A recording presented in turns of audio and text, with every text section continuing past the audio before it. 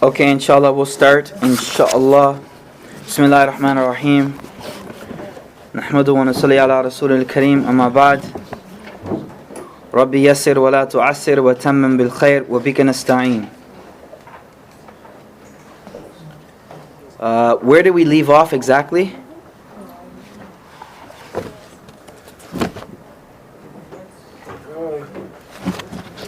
Adabul wudu. On page 31.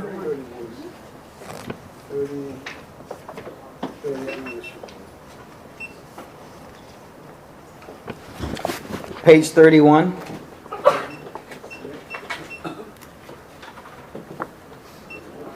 من القارئ اليوم؟ إن شاء الله. Just read the Arabic, then we'll. باب آداب الوضوء.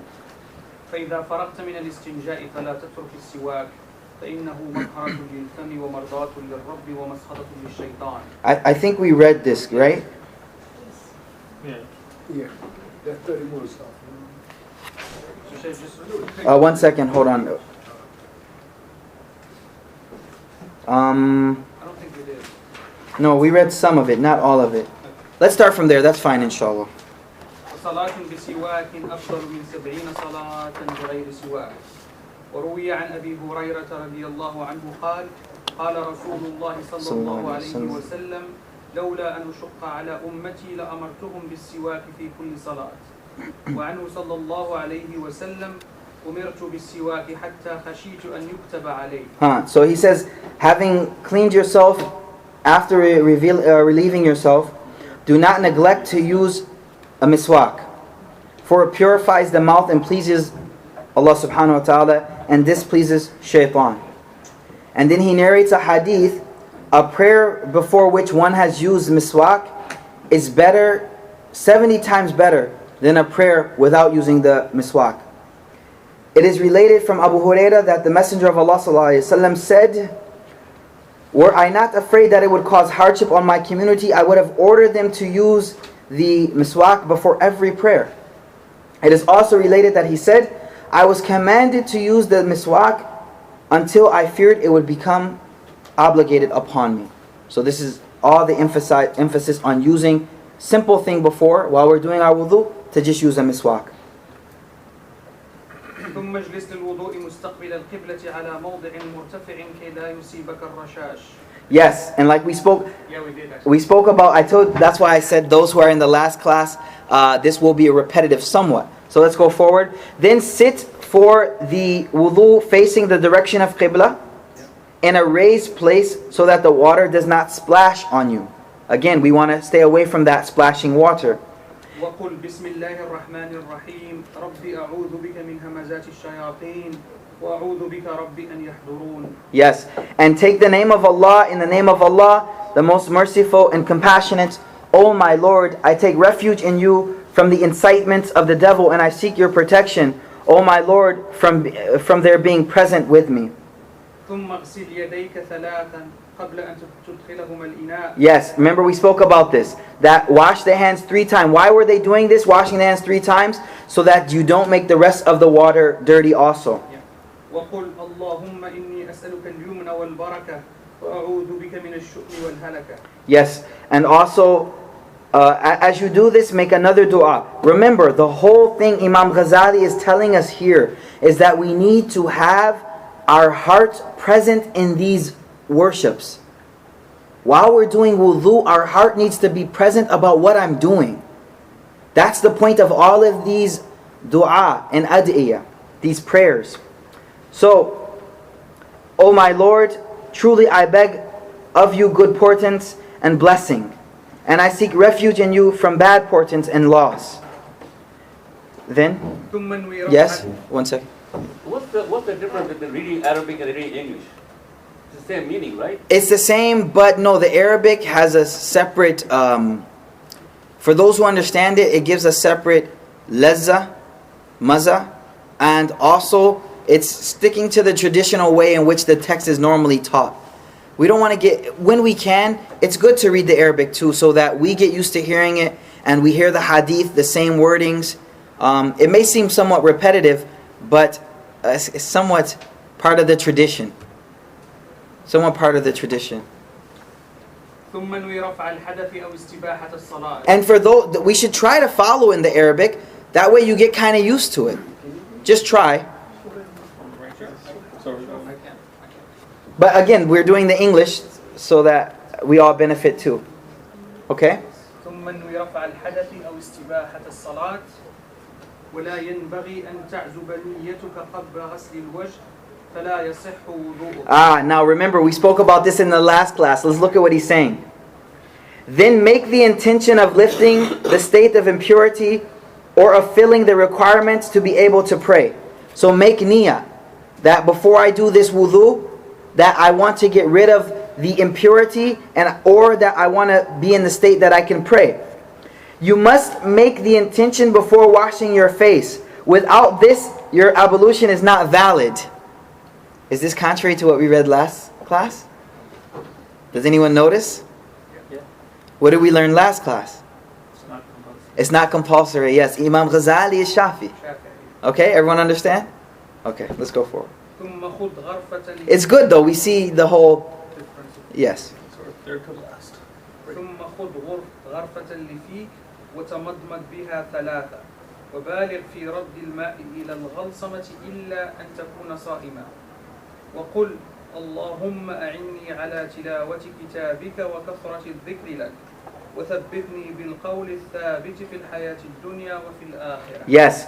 Then take a handful of water and rinse your mouth 3 times, making sure the water reaches the back of your mouth, except if you are fasting. In this case, we have to be careful because if we're fasting, we don't want the water to go back. Then say, "Oh my Lord, help me." Remember, we went over these du'as just a minute ago. Okay? Then, "Oh my Lord, help me with the reading of your book and much remembrance of you, and establish me in strength with the word that stands firm in the life of this world and in the hereafter." So again, at the time of washing our mouth, remember that this mouth is for reciting the Quran and doing the dhikr of Allah subhanahu wa ta'ala. If we can't remember the Arabic, at least remember the English and keep that in mind while we're going.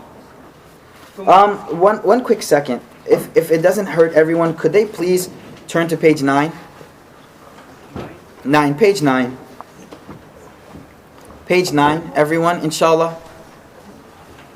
The etiquettes of waking up from sleep, using the lavatory, the etiquettes of wudu, the etiquettes of ritual bath, the etiquettes of tayammum, setting out for the mosque, staying in the mosque after sunrise, the time for sunrise to midday.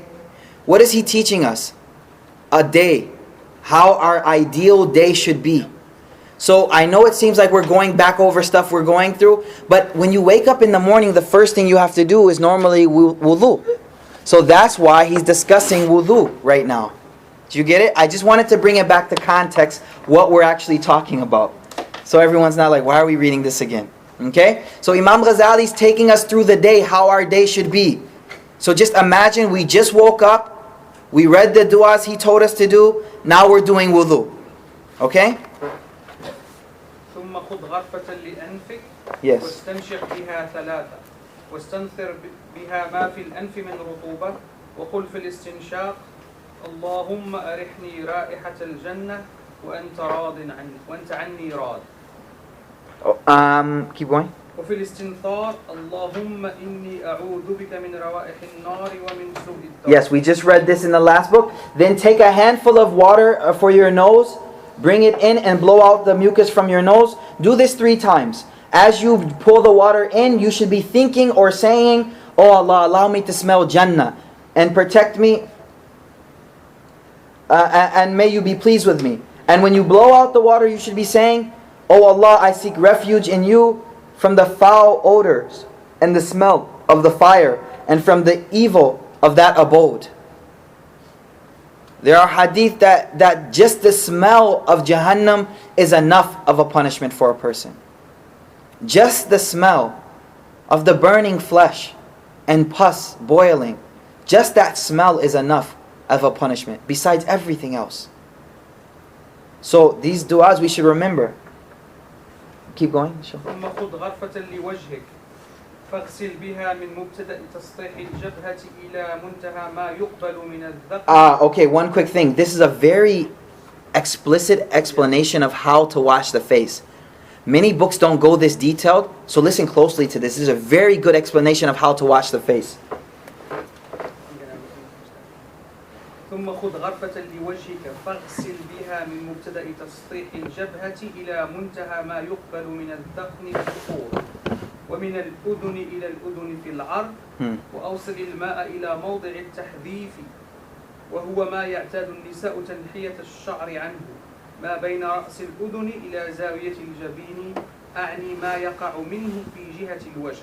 Yes, so he says, then take a handful of water for your face and wash it.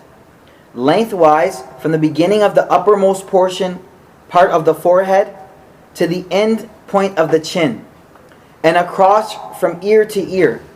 Make sure that water reaches the temples, the point from which women are accustomed to moving their hair. They're all, like this, right? Pushing hair back. Make sure you wash that area. Normally if their hair is down, always going like this, right? So he's saying, make sure you get this portion here of your face. Make sure you get this wet. I'm sorry. Let me continue, I'm sorry. The part between the top of the ear and the corner of the temple. Again, here. That is the portion that constitutes part of the face. So make sure you get that. Next. Yes. Make sure the water reaches the 4 places that hair grows. الحاجبان والشاربان والأهداب والعذران وهما ما يوازي الأذنين من مبتدأ اللحية. Yes. So now, the eyebrows, the mustache, the eyelashes, make sure water gets there, and the cheeks. The cheeks. That is yuwazi al-udhunan. Is parallel. Where is it? I'm sorry.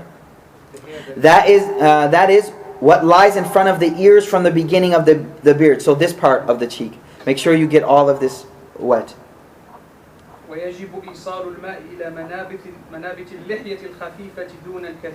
Yes, we spoke of all this before. Alhamdulillah. This is good revision. Make sure that the water reaches the roots of a thin beard. Remember, how did we describe thin? Yes, very good. If you can see the skin. And then, I'm sorry. Though not a thick beard. If the beard is thick, you don't have to make sure the water gets through. وقل عند غسل الوجه اللهم بيض وجهي بنورك يوم تبيض وجوه أوليائك ولا تسود وجهي بظلماتك يوم تسود وجوه أعدائك. One thing I want to mention about these du'as. Some of these du'as are not sunnah. The Prophet ﷺ did not say these du'as. So something only will be a bid'ah if you think that the Prophet said it and you think I'm doing a sunnah. So no, not all of these are sunnah. The good thing is, in the last book on page 185, he actually showed the hadith where they came from. So you can see in that book which ones are sunnah and which ones were just narrated down. Okay? Does everyone understand? It's important that we state that they're not all sunnah, okay? Not all of them, but they're good. They're very important to remember. It changes your whole wudu. Whole thing changes. So now let's continue. Yeah, let me translate. The water must also reach the... but do not omit wetting the thick beard. As you wash your face, say, O my Lord, make radiant my face with your light on the day you make radiant the faces of your friends. And do not shroud my face with darkness on the day you shroud the faces of your enemies with darkness. ثم اغسل يدك اليمنى ثم اليسرى ثلاثا من المرفقين إلى أنصاف العضدين. Listen to this. Listen to this. You guys are going to notice something different. Wash your right hand and forearm up to and including the elbow and half of the upper arm 3 times. Stop there. Okay, yeah, let's read forward. It explains it. Yeah. Because, and do the same for the left. For the adornments in paradise encompass the place touched in wudu. It's narrated in the hadith that, as we know, we'll have a lot of jewelry in Jannah. So your jewelry will go up to the portion that you used to do wudu. Once Abu Huraira was doing wudu, and his student saw him doing his wudu up high on his arm. He said, "Why are you doing that?" He said, if I knew you were watching me, I wouldn't have done it. And then he told him this hadith, that the Rasul ﷺ said that the jewelry or adornments will go up in Jannah, up to where you used to do wudu. So who doesn't want more jewelry?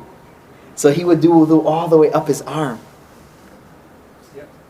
It's beautiful. I mean, some people are just doing the basic. But look at this hadith, that your jewelry and adornments. I mean, do you ever see like shadi, when they're getting, like the jewelry is like all the way up here? Right? All the jewelry. So, this is real jewelry in Jannah. Yes? But wouldn't that, I mean, is that the way you're supposed to do it? Because if not, wouldn't it be a bid'ah if you're doing more? She says, now wouldn't this be a bid'ah? Right? Good question. The hadith says, now, remember, Abu Huraira himself is doing it, and saying why he's doing it is based on the hadith. Does it give the hadith here? No, I don't know. No? Okay. Unfortunately, Imam Ghazali did not say the hadith. But what I just told you was Abu Huraira himself did this action. Okay? Now, to be honest with you, Imam Malik says you don't do this. No, you can't do it. Imam Malik says you cannot do italatul ghurra. Okay, let's go deeper. There's a hadith where the Prophet ﷺ says, I will recognize my ummah on the day of judgment. You know how? Ghurr al-muhajjilin. Ghurr al-muhajjilin means that their limbs will be shining and their forehead will be shining from sajda. Because the Sahaba asked, how will you recognize us on Yawm al-Qiyamah? There's so many people. So the Prophet ﷺ said, no, my ummah will be ghurra muhajjilin. Their limbs will be shining from wudu. Also, the other hadith was that the hulya, the jewelry of paradise, will be as far as your wudu would be. So it won't be bid'ah because they're hadith that. But again, the fard is only up to here. But we can't start making everyone, hey, do it up to here. Don't you want more jewelry? Do it. So No. when he says he wouldn't do it if he knew they were watching. Yes, because you don't want people to take the wrong meaning. If someone's an imam and he does something, what happens right away? Oh, you can do it. It's fine. You can do that. So he said to it, I wish you weren't watching me, because if I knew you were watching me, I wouldn't have did this. But since you saw me, let me tell you why I'm doing it. I think I see it personally as We're missing the point though, kinda. Like, this is, bring your mind to the hereafter while you're doing your wudu. And the Prophet himself said that the wudu, as far as you do your wudu, that part will be shining on Yawm al-Qiyamah. So let's take our mind to the other aspect of it, that this is for your akhirah, for your Jannah. I hope it clarifies it for you, sister. No? Yes? It's like a desire to have. This is the added bonus, I guess. No, the hadith are clear, no? Yeah, the hadith actually, I have إن أمتي يدعون يوم القيامة غرا محجلين من آثار الوضوء فمن استطاع منكم أن يطيل غرا. There it is. Thank you. I'm sorry. The hadith says in Arabic, which he just narrated, which book? It's narrated by Abu Huraira عن النبي صلى الله عليه وسلم عن نعيم المجمر. Okay. This hadith says that my ummah will come on Yawm al-Qiyamah with their limbs shining. The Prophet says, whoever can extend his ghurra, his light, let him do it. So now this is a hadith where the Prophet is saying, whoever can extend his light, let him try to extend that light. Based on this is what Imam Ghazali is saying. It's both in Sahih Muslim and Sahih Muslim and Bukhari. Okay, so it's nowhere near bid'ah now because of the hadith. Brother, I think for... You understand, sister? Okay. So the very good question. Very good, very good. I think I use it as an assurance that I'm gonna meet the farq, because if I'm gonna just make it to the mirfaq, Maybe I'll miss a part. a little bit of a piece. So I say, okay, I'm gonna make sure that I do it, but add in a little bit to make sure that I cover the piece. Okay. And it And doesn't- also, let's remember what Imam Ghazali is trying to tell us. That think of Jannah. Think of that thing that as much as I'm doing will be covered with bracelets and adornments in Jannah.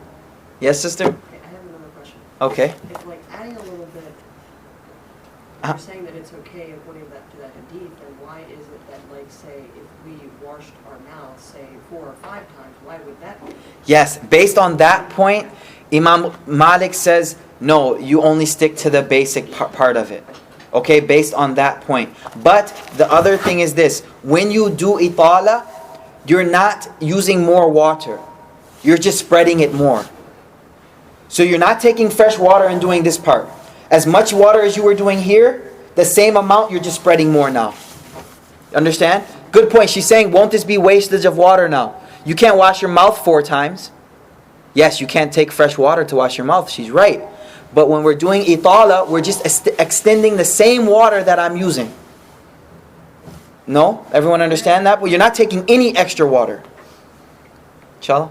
But that would be like if you washed your feet and decided to wash up to your knees. It's coming. Okay? It's coming. It's coming.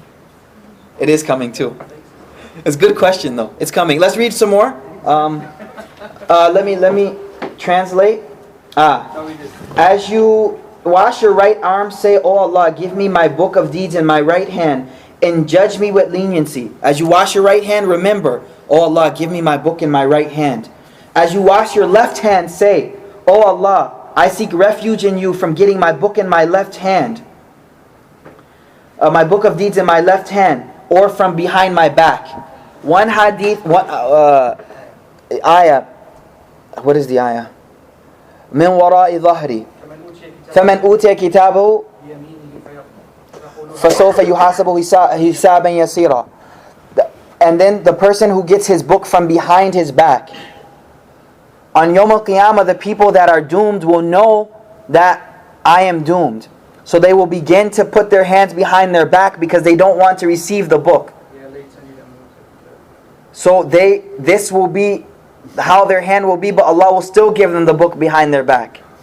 Another narration narrates that no, it will be a little more gruesome. That actually their hand will go through and they'll get their book from behind their back this way, as a punishment. A little more gruesome, but it's narrated. Then, go forward. ثم استوعب رأسك بالمسح بأن تبل يديك وتلصق رؤوس أصابعك اليمنى باليسرى وتضعهما على مقدمة الرأس وتمرهما إلى القفا ثم تردهما إلى المقدمة فهذه مرة تفعل ذلك 3 وكذلك في سائر الأعضاء. Yes. So he says, then wetting your hands, wipe your head, touching the fingertips of the right hand to the left hand. We just went over this, right? Putting the fingertips together, we did this. I just showed you that, right? And placing them on the forelock and moving them back to the nape. And then do it again. Do this 3 times. Any difference? 1 time. 1 time, right? Remember? So Imam Shafi says 3 times, okay? Do this 3 times and do similarly with other parts of the body. Say, did you read the dua? Allahumma. اللهم غشني برحمتك وأنزل علي من بركاتك وأظلني تحت ظل عرشك يوم لا ظل إلا ظلك اللهم حرم شعري وبشري على النار.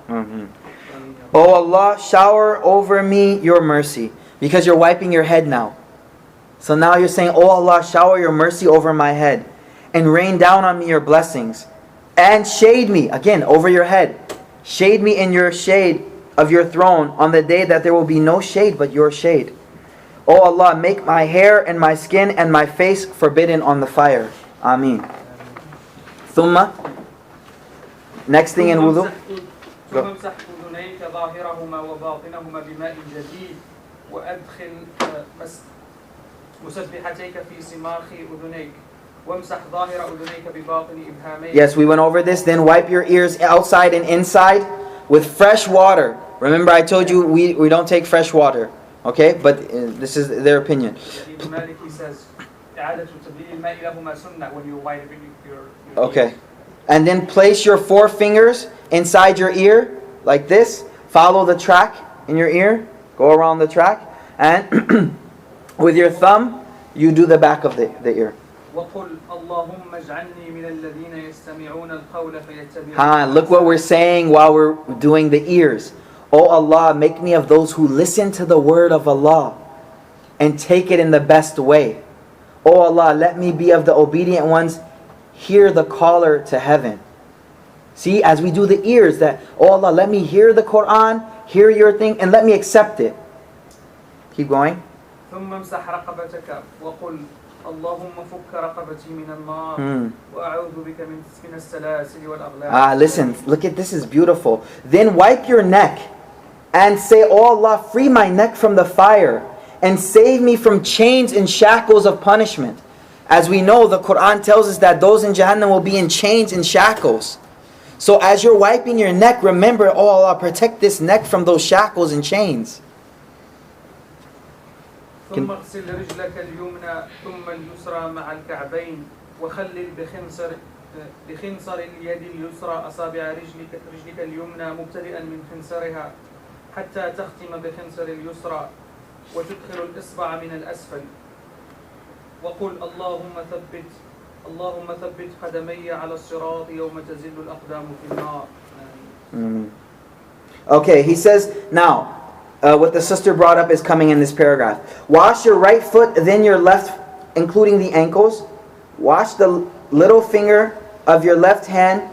With the little finger of your left hand, wash between your toes, beginning with the little toe of the right foot. We just did all of this, right? And finishing with the little toe of the left foot, approaching the toes from below. Remember I showed that? Doing it from underneath the toe. As you wash the toes of the right foot, pray, O my Lord, make my feet firm on the sirat of the day, that feet slip and fall into fire. We all know that the sirat will be put over Jahannam. The sirat, the Rasul ﷺ says that sirat is a bridge over top of the back of hell, which everyone has to go over that bridge in order to get to Jannah. The Rasul ﷺ says some people will cross at the speed of light, some at the speed of horses, some at the speed of a fast man, some walking, some crawling. So that is, we should bring our mind to crossing this sirat at the time of washing our feet. That I'll have to walk over that sirat. وكذلك تغسل اليسرى وتقول اللهم إني أعوذ بك أن تزل قدمي على الصراط يوم تزل الأقدام المنافقين. Okay, and likewise, while washing the left foot, pray, O Allah, O my Lord, I seek refuge in you from my foot slipping on the sirat, on the day that slip the feet of the hypocrites, the day that the hypocrites, their feet are slipping. There it is. Wait, yes, so he's saying, bring the water halfway up your shin. This is exactly what she's saying. Then, so now he's saying, increase your ghurra on your legs too. Make the adornments of your legs in Jannah more through this also. Again, sister, remember, this is just for those who want to do more. Now, is this just his opinion, or is this like... No. Remember, based on the hadith which we just read to you, this is the opinion of Hanafi, Shafi, and Ahmed. They say this is a thing you can do. That the more wudu you do, the higher up your ghurra will be on Yawm al-Qiyamah. Okay? Only Imam Malik says, no, you don't have to do this. It means to do wudu better. Imam Malik says this hadith means just do a better wudu. A complete wudu. You know what I mean? Sometimes we do very quick wudu. Imam Malik says the meaning of this hadith is no, just do a very in-depth and good wudu. All the other imams say no. Itala means to extend. Itala al-ghurra means to extend your light. So they say no. As Abu Huraira explained to us, you can do higher up above the necessary. Okay? So you would only do that like with your arms and legs? Yes, only with your arms and legs. Yeah. Okay? فإذا فرغت من الوضوء فقل أشهد أن لا إله إلا الله وحده لا شريك له وأشهد أن محمدا عبده ورسوله سبحانك اللهم وبحمدك أشهد أن لا إله إلا أنت عملت سوءا وظلمت نفسي أستغفرك وأتوب إليك فاغفر لي وتب علي إنك أنت التواب الرحيم اللهم اجعلني من التوابين واجعلني من المتطهرين واجعلني من عبادك الصالحين واجعلني صبورا شكورا واجعلني أذكرك ذكرا كثيرا وأسبحك بكرة وأصيلا. Yes, this is the dua. I bear witness that there is no God save Allah alone, who has no partner, and I bear witness that Muhammad ﷺ is his servant and messenger. Glory and praise be to you, O Allah. I bear witness that there is no God save you. I have done evil and I have wronged my soul. I seek your forgiveness, O Allah. I turn to you in repentance. Forgive me and accept my repentance. For you are the one who accepts repentance, the merciful. O Allah, make me of those who frequently repent. This dua is sunnah. وَجَعَلْنِي مِنَ التَّوَّابِينَ. And make me of those who purify themselves. Make me one of your pious servants. Make me always patient and grateful. Make me remember you frequently and praise you at each day's beginning and its end. Ameen. فمن قرأ هذه الدعوات في وضوئه خرجت جميع خطاياه من أعضائه وختم على وضوئه بخاتم ورفع له تحت العرش فلا يزال يسبح الله تعالى ويقدسه ويكتب له ثواب ذلك إلى يوم القيامة. Okay. He goes, whoever makes this supplication in his ablution will have all his sins depart from his limbs. His ablution will be stamped with a seal of approval and will ascend to beneath the throne where it will stay, glorifying Allah subhanahu wa ta'ala the Most High and exalting Him. The reward of this will continue to be written for him until the day of judgment. There are 7. Yeah, these are 7 things which you should stay away from when doing wudu. Number 1, don't shake off your limbs like this. Don't shake off your limbs to get the water off. Let the water either fall off or dry it off, but don't shake your limbs. Yeah, the face is something which is given honor. So it's not permissible to hit the face. Even so much as to hit the face with water is not permissible. So don't splash. Remember I told you, a sign of a learned person is watching him do wudu. Watching the person do wudu. Very important. It says worldly talk. Do not indulge in worldly talk during your ablution. Because this is ibadah. But you can say salam to someone. Yes, that's not worldly. It's a dua. So that's fine too.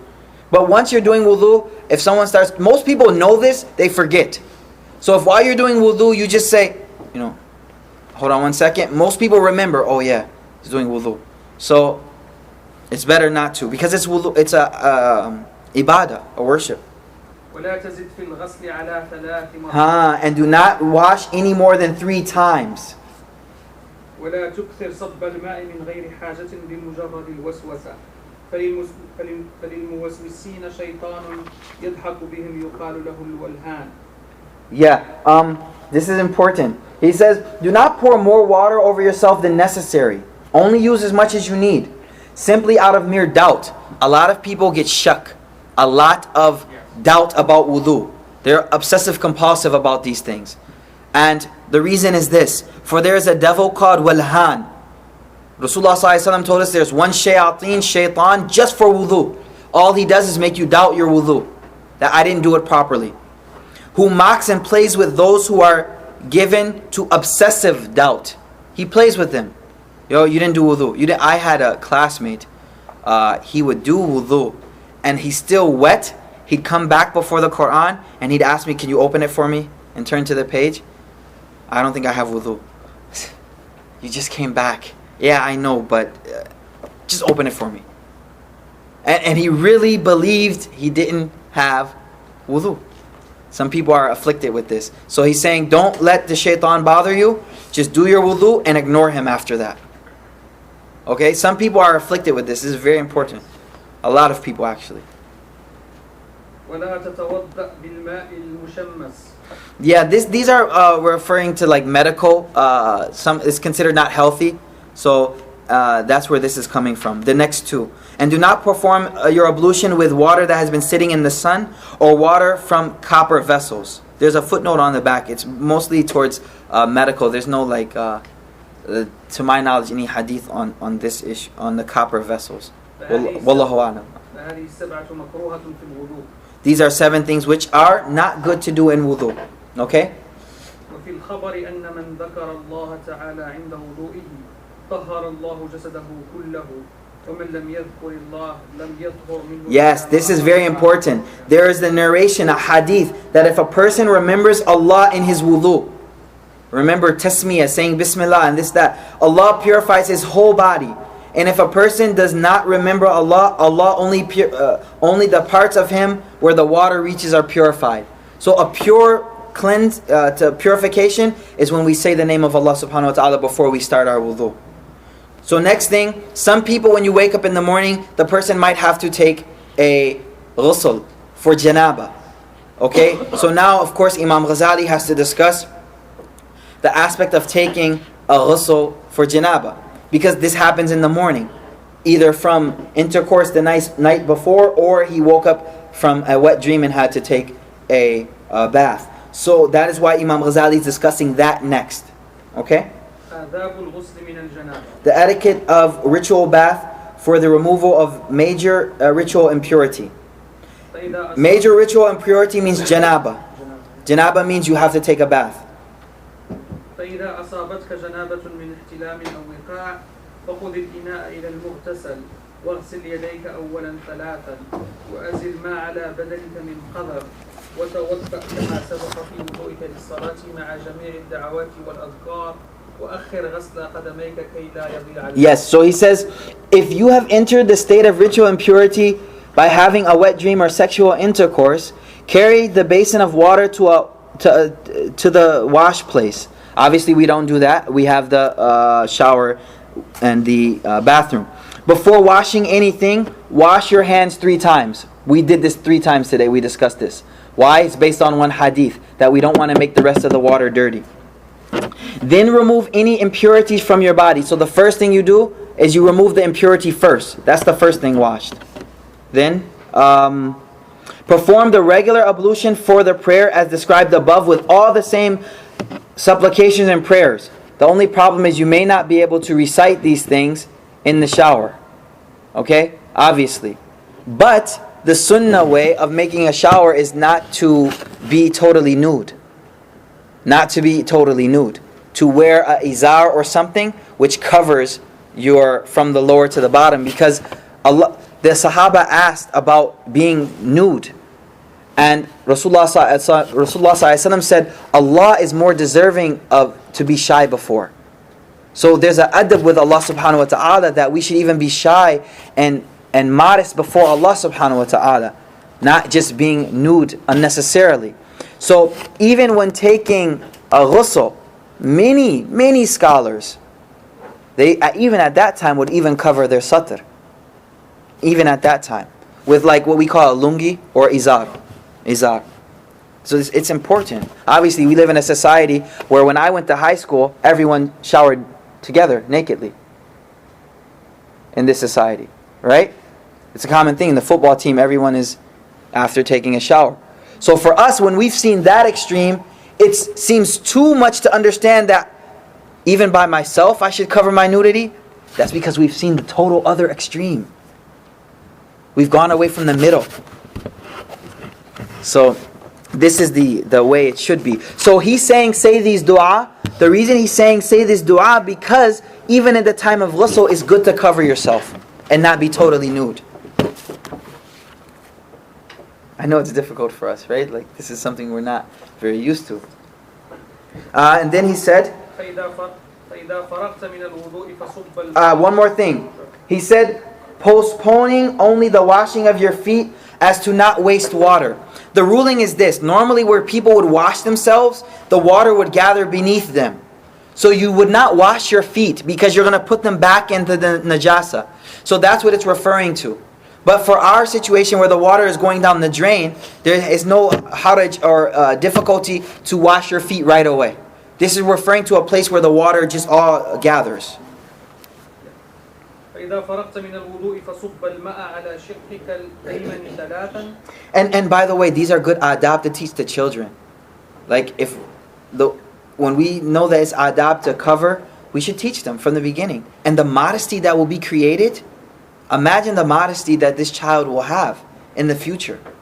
That even by myself, I try to cover myself. So we should teach these adab to the children especially.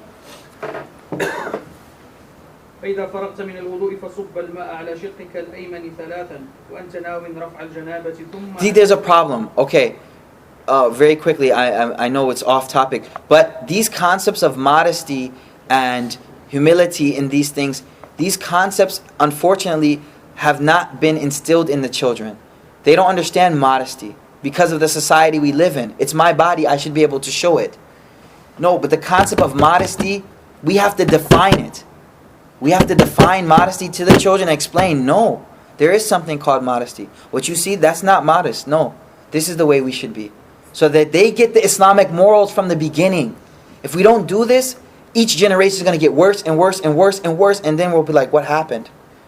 You'll see children doing something that your parents would think, that's impossible.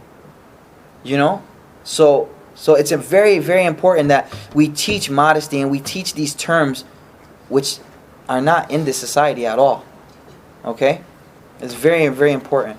But it's the problem with this society also that if you do it for your family, when the kids talk to other friends and family. So what? cousins, So they- that's they very don't- good. That's very good. That means we're standing up and we're creating a more modest society. But the kids don't understand that they are on the level of the peer pressure and. No, don't worry about peer pressure. Make your child who he is. And then he'll learn for himself what I am. And everyone goes through peer pressure, whether you're Muslim or not Muslim. But the point is, at least we teach the essentials so that I know my bunyad, I know my foundation. And I'm not led off, way off into right field. This is very important that right from the beginning the kids know that, wait, no, I am a Muslim. I don't do that. Sorry, why don't you do it? Because I'm Muslim. We don't do that thing. I'm not you, you're not me. Simple. I have principles that I do, and you have things you do. But America doesn't say everyone become one way. This is people coming to America, scared to be their own selves. But an American will say, no, he has a mohawk. He walks around with ripped jeans. I could wear a thobe wherever I want. That's American. American is be who you are. But when people come from other countries, they assimilate. I am American now. American is be who you are. This is something we have to drill to the kids. Be yourself. Teach the kids, be yourself. Even non-Muslim psychologists are trying to teach kids to be themselves. So this is nothing just with us. Even non-Muslim kids, we're trying to teach them, don't follow all the kids, be yourself. That's why we have high suicide rates. That's why we have peer pressure, all these things, even in non-Muslims. So teach them to be themselves. You're a Desi, you're not a Mexican. You're not Spanish. You are who you are. You are African American. You're not like, something else. In African American history, you know what blacks used to do? Perm their hair. They used to perm their hair. You know what perming is? Straightening the hair. Because it was bad to have nappy hair. So now later, there came a time when people said, no, we're African American. This is our hair. Why are we going to try to look like them? Anyways, the same thing is happening with Muslim kids too. The Muslim kids are ABCD. You know ABCD? Yes, I know what ABCD is. Okay, let's go forward. The point I'm trying to say is, unfortunately, we're discussing modesty. And to us, we're like, wow, covering your satar while taking a bath, that's strange. At least teach the kids that it's not strange. And this is modesty. Until they become totally American. Or the new American. Sorry to get off into a tangent. فإذا فرغت من الوضوء فصب الماء على شقك الأيمن ثلاثا وأنت ناو رفع الجنابة ثم على شقك الأيسر ثلاثا ثم على رأسك ثلاثا وادلك ما أقبل من بدنك وما أدبر وخلل شعر رأسك وأوصل الماء إلى معاطف البدن ومنابت الشعر ما خف منه وما كثر. Yes. Then pour it over your head 3 times. Rub the front and back of your body. Use your fingers to make the water penetrate the hair of your head. Now, for a woman, you do not have to open the braids. Sarah, correct? Okay. Yes, you don't have to open the braids. If a man has braids, he has to open the braids to make sure the water gets to the roots. But because braids are adornment for a woman and a natural thing, that whenever it would be very difficult. They do not have to open the braids to take a ghusl janaba. Okay? Alright, huh?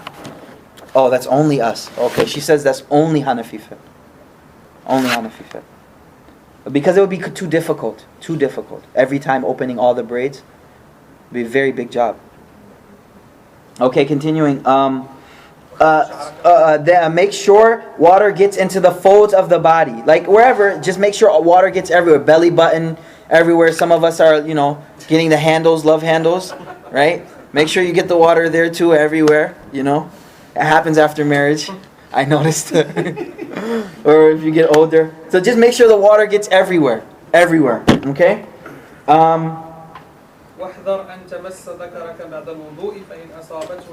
Yes. Yes, he says, avoid touching the male organ after you do wudu. If your hand touches it, do your wudu again. According to Imam Shafi, touching the organ breaks your wudu. Okay? Touching. Keep that in mind. So that, yes? Yeah, is this intentional or by mistake? It doesn't matter according to Imam Shafi. As long as, but there's condition. Palm of hand and bila ha'il, meaning mubashara. No, nothing in between. There's condition. Nothing in between, like cloth, and it has to be the palm of the hand. Okay. So when you're drying yourself, by mistake, you accidentally touch yourself. I'm not a Shafi scholar. I don't know exact. What about the Hanafi view on it? No, there's a hadith. See, this will get complicated. The hadith about wudu breaking from touching the dhakr is a hadith narrated by a woman. Okay? And many men never narrated this. So other hadiths say, the Prophet ﷺ said, هَلْ هُوَ بُضْعَةٍ مِنْكَ. It's just a part of your body, like your leg or your toe. Nothing else breaks your wudu by touching. So there's different hadith on this. And one of the reasons we give preference to the other hadith is because a woman is narrating this hadith. Why would not the men know if it affects them? Okay, so that's one reason, but there's difference of opinion. That's a long discussion. But according to Shafi, you don't touch your private part. It breaks your wudu. But we are not studying the Shafi. I know, but What's the Hanafi say? no, I explained. No, it doesn't. Oh, it doesn't? No. Okay, keep going. والفريدة من جملة ذلك النية وإزالة النجاسة واستيعاب البدن. Yes, brothers. Look, in all of this, the things that are obligatory are the intention. We discussed this earlier, correct? That's only according to Shafi. Removing impurity and encompassing the whole body. Okay, remember this. When it comes to ghusl, what are the obligatory things? We're going to get to it later in our ascent to felicity, but very quickly. Covering the whole body with water and your nose and mouth. If you don't do nose and mouth, your ghusl doesn't count. Nose. Based on that? Yes. Everyone agrees on the nose and mouth. It's interesting. Does everyone understand this? There are grown men who learn this right now, that the ghusl is nose and mouth too. So learn it now. Ghusl encompasses nose and mouth too. You have to do both of those for your ghusl to count. Can you clarify, for the sake of the group, besides wudu, or is the wudu count? Okay, this is a lengthy topic, but verily. This is a lengthy topic, but in the Quran, Allah subhanahu wa ta'ala says that for janaba fatahharu. This is going to take a lot of explanation. I think you just... Okay, if everybody's comfortable, that's fine. I just wanted to... Does anyone really want to go into this? Yes. Sister? She wants to go in. Oh, okay. Sorry. Okay, so in wudu, it's not necessary to wash the mouth and the nose. I'm only speaking from Hanafi fiqh right now. Let's get one and then we can go into others. But in ghusl, it's necessary to wash the nose and the mouth. Why? Because other parts will be washed with this. Let me explain. The ayah of the Quran, وَإِن كُنْتُمْ جُنُبًا فَطَّهَّرُوا. Allah says, if you are in the state of janaba, meaning you need a ghusl, فَطَّهَّرُوا. This word is in a form of emphasis. فَطَّهَّرُوا. It means in English, really, really, really clean yourself. In English. It didn't say tahar, clean yourself. فَطَّهَّرُوا. You can hear it. Even if you don't know Arabic, you can hear how much emphasis is in that word. فَطَّهَّرُوا. Okay. Based on that extra emphasis, Hanafi say nose and mouth are included. That's it. Make it very easy. Based on that Quran ayah's extra emphasis, they say that it's also included. There may be another dalil. But any questions about that? That's the main thing though. And the knee, that was the only point. Yeah, the niyyah, the niyyah is the same. Oh, by the way, the mouth and the nose are obligatory in the other madhahib in both things. Yes. In both, wudu and ghusl. So don't think it's just a Hanafi. I think niyyah is the. I guess that's. We were gonna talk about tayammum later, but it's I'm sorry, 1 second, brothers and sisters. So just keep in mind that it's in both. Everyone else says in both things you have to do mouth and nose. Yes. The reason for. We'll get to. Huh? Ji? Hanbali kya? Okay. I'm sorry. Okay. Yeah, you're right. That's what it said too. The sister says, she says, according to Hanbali, it's sunnah in both. Okay? Maliki Shafi, it's fard in both. And I explained to you what the Hanafi is. When you do ghusl, you have to do it. When you do wudu, it's sunnah. Okay. as well. I'm not sure about this. Okay. Okay, everyone understand? Don't get confused. Just remember, in ghusl you have to do it. That's all. In ghusl you have to do nose and mouth. Okay? Everyone got that? A lot of people don't know that. A lot of people don't know that. Just a question, because it's. I guess we're done then for today. Before you start the ghusl, you also mentioned that do the wudu as you. But one quick second, just for those, I don't want people to lose interest. We're getting to the part of going to the masjid and all those things now. Remember, he's going through the day. So that's why it's starting off with wudu and ghusl. Because he's starting from the beginning of your day to when you go to sleep at night. Okay? Can we just finish this so we can, next time we get to tayammum? Yes, if we finish the page, then we'll be at the next chapter. So should we finish the page very quickly, inshallah? ومن الوضوء غسل الوجه واليدين من المرفقين ومسح بعد الرأس وغسل الرجلين مع الكعبين مرة مع النية والترتيب. This is Shafi'i. Yes. So he says, listen, in all of this, the things that are obligatory are intention, removing impurity, and encompassing the whole body while washing. Very important. The whole body gets water. The obligatory parts of ablution are washing the face. He's going back to wudu now. He's going back to wudu. Washing the face, washing the arms, including the elbow, wiping part of the head. He doesn't say 1/4. Remember, just part. And washing the feet, including the ankles. Each of these actions to be carried out one time with intention in the proper order. Remember, Imam Shafi says same time and with the proper order. You guys remember we talked about that last class? Okay, good. The rest of the actions in ablution and ritual bath are confirmed sunnahs. Their benefits are many and their reward great. Don't think it's nothing, it's big. Whoever dismisses them loses out. You see that? Whoever misses them loses out. In fact, he puts his obligatory acts at risk. Remember, we said all of this. For the voluntary acts make up the deficiencies in the obligatory acts. Okay? Any questions? Yeah, so for the people who are following the fiqh of Abu Hanifa, can you simplify it, please? Okay. There's no niyat or Okay, let's simplify it. The brother wants simplification because we said we do Hanafi fiqh only. Alright, that was our agreement because it will get too confusing. Okay? Wudu. Only thing that's fard is the 4 things. Because it's in the Quran, everything else is sunnah. Simple, correct? 4 things are fard. In ghusl, what's fard? 3 things. Covering the whole body with water, mouth and nose. That's it. That's it. Okay, inshallah. Next week we'll have off, of course. And then we'll... In the ghusl, gargle is a mandatory. In the ghusl, Yeah, gargle, just putting water in the mouth. not the gargle. No. Okay, if anyone wants to... that's it for today, inshallah. The order for these is not in Hanafi. Order is only sunnah. Remember, only in the Quran. Hanafi is very easy. If it's in the Quran, you have to do it. It's fard. Everything else would be sunnah. Any questions from that side? No? Okay. Jazakallah, brothers and sisters.